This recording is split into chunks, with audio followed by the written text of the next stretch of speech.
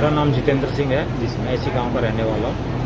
हमारी माँ 94 इयर्स की 2022 26 अगस्त को स्वर्ग सिधारी थी। तो 2023 26 अगस्त को हमने पहली पुण्यतिथि माँ की मनाई थी। माँ की इच्छा थी कि भाई शिक्षा के लिए कुछ ना कुछ काम होते रहना चाहिए। तो हमने सोचा कि अब इसको अपने गांव के लेवल से, छोटे लेवल से लेकर चलते हैं।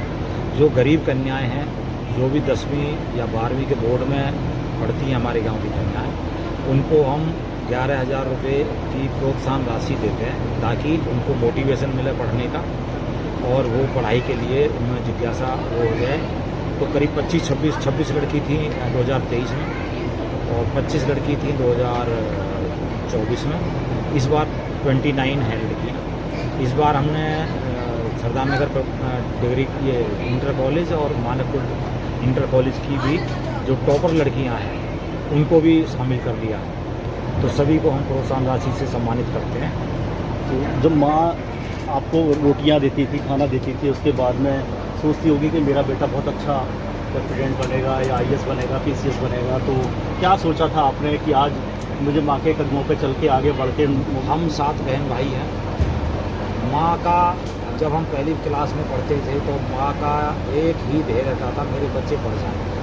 हमारे एडमिशन कराना, ट्यूशन पढ़वाना, ये करना, वो करना। हमारे पिताजी अपना खेती के कामों में उसमें ज़्यादा रहते, लेकिन इसमें हमारी माँ का योगदान बहुत है पढ़ाई का। तो उन्हीं की प्रेरणा से हमने कार्य। तो आज माँ नहीं है तो कैसा लगता है? माँ नहीं है, हमारी याद में तो माँ यही है, इसीलिए माँ जिंदी है, माँ देख रही है। याद आता है। उसी की वजह से विधिवत प्रोग्राम अब ऑटो मोड पर चलता रहा। तो ये सब माँ की कृपा है। मैं एक बात कहूँगा कि भगवान तो किसी ने देखे नहीं है, लेकिन माँ भगवान रूपी सबने देख लिया। अब क्या नया करने का सोचा है? अभी हमने यही सोचा है कि इसी को जो गरीब लड़के हैं, जो निहायत गरीब लड़के हैं, उनको भी हम शामिल करने की सोचा है। किस तरीके से कैटेगरी में लेते हैं उन सभी बच्चों को? जो बच्चे जिनके माँ बाप मजदूरी करते हैं, ज़मीन नहीं है, नौकरी उनके घर में कोई नहीं करता है, तो उनकी हम सोच रहे हैं कि उनका प्रॉपर देखें भाई उनको किताबें कहाँ से मिल रही हैं, इनकी फ़ीस कहाँ से जा रही है। तो कुछ लड़कों को एडॉप्ट करेंगे। तो छात्रवृत्ति बच्चों को दी गई है, गरीब बच्चों को, तो कैसा लगता है गांव का माहौल में? क्या अपना परिचय दे दूं, मैं राजीव चौधरी गाजियाबाद रहता हूँ। फिलहाल बच्चों के पास उड़ीसा गया हुआ था, इस प्रोग्राम की वजह से ही वहाँ से आया था और हमारे मित्र साथ पढ़े हैं। तो ये जो इन्होंने प्रोत्साहन राशि शुरू की है कन्याओं के लिए, ये एक इस अगौता विधानसभा क्षेत्र और बुलंदशहर के लिए एक आदर्श है। अभी तक किसी गांव में इस तरह की छात्रवृत्ति योजना किसी ने आज तक लागू नहीं। तो ये इन्होंने एक शुरुआत करी है, तो हो सकता है ईश्वर धीरे धीरे इनसे प्रेरणा लेकर और गाँवों में भी इस चीज़ की शुरुआत हो। ये ऐसा कार्य है, धन तो बहुत लोगों के पास है लेकिन दिल नहीं होता। तो इनके पास ईश्वर ने दिल दिया है, धन भी दिया है। धन अपने आप देता है ईश्वर। जब आदमी किसी की मदद करने की सोचता है तो वो ये मदद कर रहे हैं और इससे ज़िले में बहुत अच्छा हो जाता है। बोले सो निहाल, सत श्री अकाल।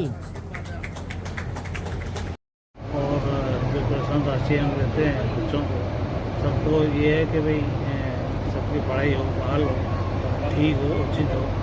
और ये जो प्रोग्राम है हमारी माँ की याद में होता है और हर होता रहेगा, हमेशा होगा।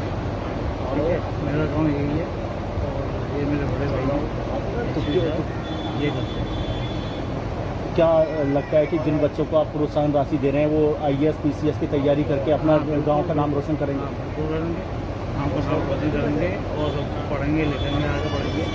उसमें तरक्की गाँव की भी और उनकी बच्चों की भी, हमारी भी तरक्की। ठीक है जी।